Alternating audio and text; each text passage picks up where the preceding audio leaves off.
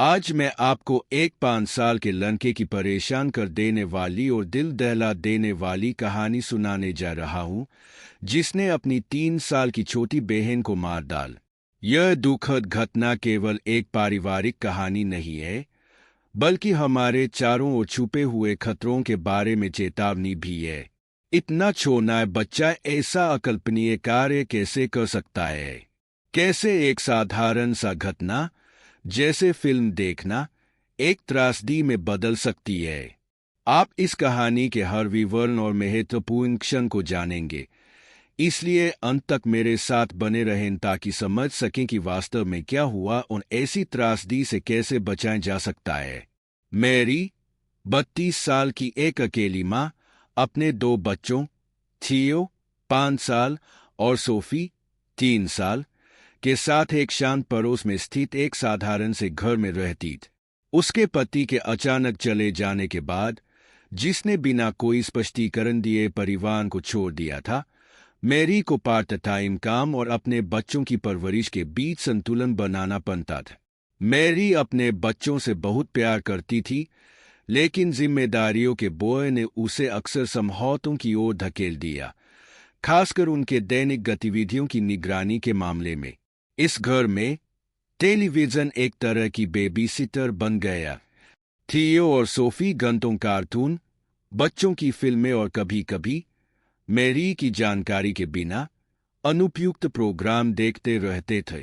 Mary को लगता था कि जब तक उसके बच्चे चुप और व्यस्त हैं, तब तक सब ठीक है, लेकिन वह यह नहीं जानती थी कि इन्हीं फिल्मों में से एक उसके बेटे के दिमाग में त्रासदी का बीज बोने वाली थी। थियो भले ही छोटा था, लेकिन एक जिज्ञासु और पर्यवेक्षक बच्चा था। वह जो कुछ भी देखता था, उसे आत्मसात कर लेता था, चाहे वह समझे या न समझे। वह उन कार्टून और फिल्मों के नायकों की प्रशंसा करता था जो वह देखता था, और अक्सर अपने खेलों में उनकी नकल करने की कोशिश करता था। सोफी, दूसरी ओर, मिठास और मासूमियत की तस्वीर, हमेशा खुश। वह अपने बड़े भाई का हर जगह अनुसरण करती थी और उसे प्रशंसा भरी नजरों से देखती थी। एक बरसाती दोपहर, जब मैरी रसोई में डिनर तैयार करने में व्यस्त थी, थियो को एक ड्रॉअर में रखी हुई एक फिल्म कैसेट मिल। कवर पर एक नायक को चाकू पकड़ते दिखाया गया था और एक ऐसा शीर्षक लिखा था जो बच्चे के लिए हानिरहित लग रहा था। थियो उत्सुक होकर कैसेट को प्लेयर में डाल दिए। फिल्म मासूम दृश्यों से शुरू हुई, लेकिन जल्दी ही एक अंधेरी और हिंसक कहानी में बदल गई।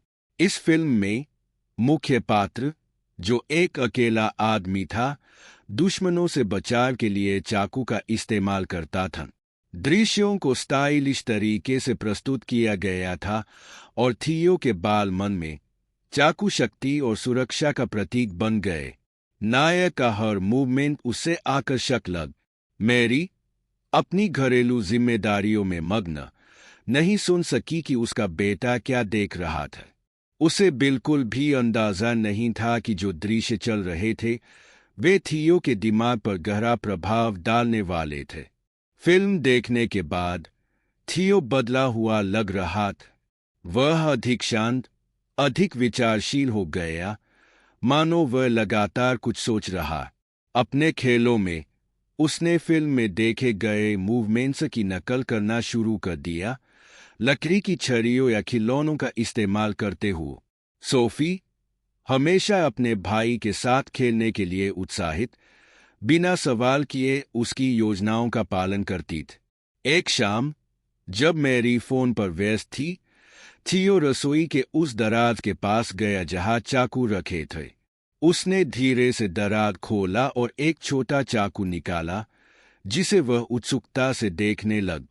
जैसे ही उसने अपनी माँ को कमरे में आते सुना, उसने जल्दी से चाकू वापस रख दिया, लेकिन चाकू की छवि उसके दिमाग में बस चुकी थी। एक और शाम, जब बारिश खिड़कियों पर गिर रही थी और घर का माहौल शांत था, थियो को एक परेशान कर देने वाला विचार आए। अपने मासूम दिमाग में फिल्म के दृश्यों से भ्रमित, उसने सोचा कि उसे अपनी बहन को किसी अदृश्य खतरे से बचाना चाहिए।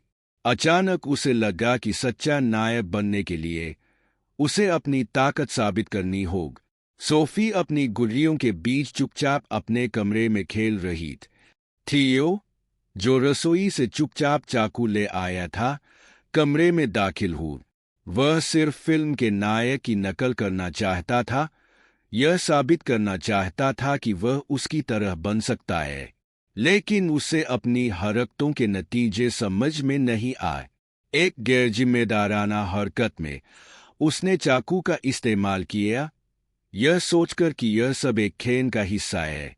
यह तो बाद में, जब उसने सोफी को गिरते हुए देखा, तब उसे एहसास हुआ कि कुछ भयानक हो गया है।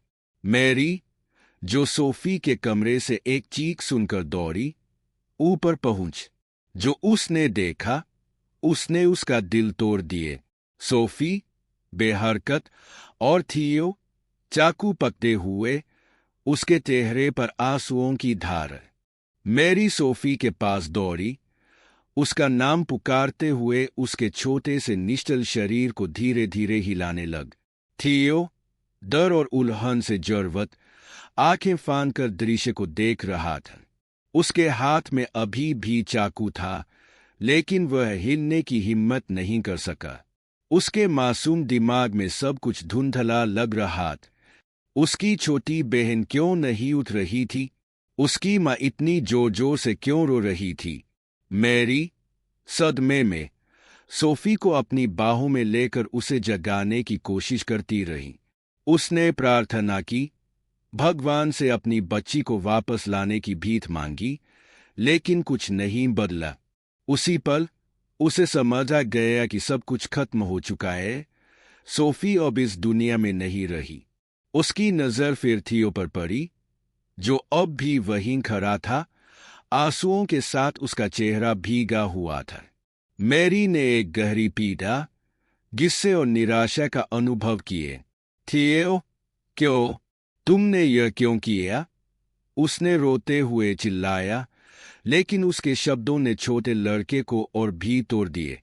मैरी ने अपनी गहरी पीड़ा के बावजूद एम्बुलेंस को बुलाए। वह घर, जो पहले बच्चों की हंसी से गूंजता था, अब दुख और अफरातफरी से भर गए। आपातकालीन सेवाओं ने पुष्टि की कि सोफी अब नहीं रही। थोड़ी ही देर में पुलिस भी वहां आ गई, यह समझने के लिए कि क्या हुआ था।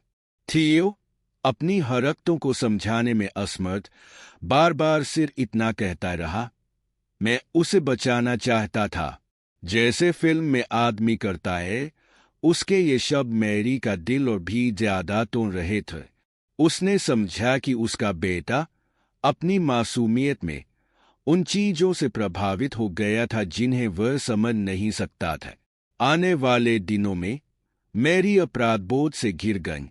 वह खुद को दोषी मानने लगी कि उसने अपने बच्चों पर नजर क्यों नहीं रखी, या यह क्यों नहीं देखा कि थियो का व्यवहार बदल रहा है। वह बार बार सोचती, अगर मैंने ज्यादा ध्यान दिया होता, अगर मैंने टीवी बंद कर दिया होता। थियो अपनी ओर से एक टूटा हुआ बच्चा बन चुका था। उसे समझ नहीं आ रहा था कि सोफी वापस क्यों नहीं आ रही है। वह घंटों उसके खाली बिस्तर को देखता रहता, कभी कभी उसका नाम पुकारता, यह उम्मीद करते हुए कि वह जवाब देगा। मैरी अपने बेटे को सांत्वना देने की पूरी कोशिश कर रही थी, लेकिन वह खुद इतनी खोई हुई थी कि उसे यह भी नहीं पता था कि कैसे मदद करनी है। यह त्रासदी जल्द ही पड़ोस में चर्चा का विषय बन गया। पड़ोसी चकित और दुखी यह सोचने लगे कि यह सब कैसे हुआ। कुछ ने मैरी को दोषी ठहराया कि उसने बच्चों को अनुपयुक्त फिल्में देखने दी, तो कुछ ने सोचा कि शायद थियो में कोई गहरी समस्या थी। मैरी आलोचनाओं के बावजूद मदद लेने का फैसला किए। उसने थियो के लिए एक मनोवैज्ञानिक से परामर्श किया, इस उम्मीद में कि वह समझ सके और इस घटना को पार कर सके। लेकिन यह रास्ता लंबा और मुश्किल था। हर सत्र दर्दनाक यादें ताजा कर देते। महीनों बाद मैरी ने एक महत्वपूर्ण निर्णय लिए। उसने अन्य माता पिता के साथ अपनी कहानी साझा की, सहायता समूहों और सम्मेलनों में भाग लिया, ताकि अनदेखे खतरों के बारे में जागरूकता फैलाई जा सके। उसने बताया कि कैसे एक साधारण फिल्म ने उनके जीवन को हमेशा के लिए बदल दिए। थियो, जो अभी भी छोटा था, धीरे धीरे समझने लगा कि फिल्मों में जो दिखाया जाता है वह वास्तविकता नहीं होती। अपनी माँ के प्यार और धैर्य की बदौलत उसने धीरे धीरे ठीक होने का रास्ता पाया, लेकिन सोफी की कमी उनके जीवन में हमेशा एक गहरी चोट के रूप में बनी रही। मैरी ने हर माता पिता से कहा, हमारे बच्चे स्पंज की तरह होते हैं। वे हर चीज को सोख लेते हैं, चाहे वह अच्छी हो या बुरी। जो चीज हमें मासूम लगती है, उसके भी भयानक परिणाम हो सकते हैं। अपने बच्चों को टीवी के भरोसे न छोड़ो। उनके साथ बैठें, उनके साथ देखें, उनसे बात करें। हमें न केवल शारीरिक रूप से बल्कि भावनात्मक रूप से भी उनकी रक्षा करने की जिम्मेदारी है। थियो और सोफी की कहानी एक त्रासदी है, लेकिन साथ ही यह एक चेतावनी भी है। बच्चे अपनी मासूमियत में वास्तविकता और कल्पना के बीच का फर्क नहीं समझ सकते। यह हमारा कर्तव्य है, वयस्कों के रूप में, उन्हें सही दिशा दिखाने और उन्हें सुरक्षित माहौल प्रदान करने